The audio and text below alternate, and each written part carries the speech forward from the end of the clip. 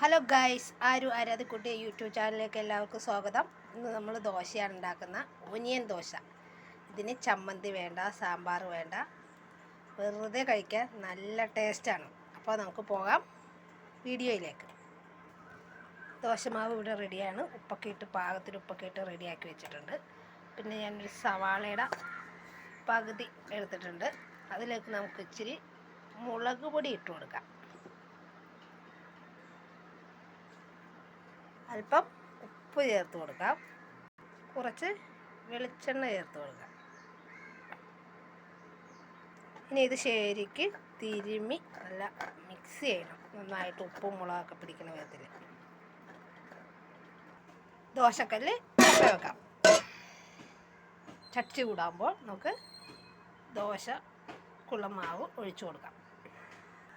ചട്ടി ചൂടായിട്ടുണ്ട്. നമുക്ക് ദോശമാവ് ഒഴിച്ചു കൊടുക്കാം.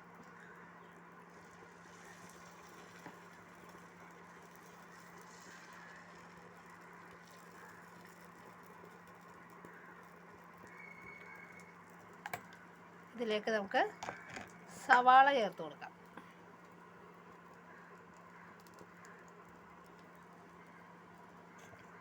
അല്പം നെയ്യ് ചേർത്ത് കൊടുക്കാം.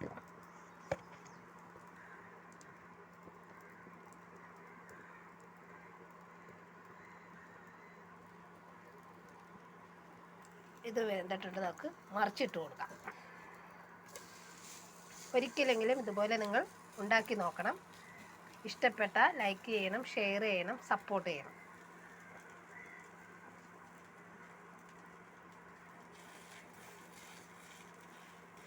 കറിയൊന്നും വേണ്ട ഇതിന്.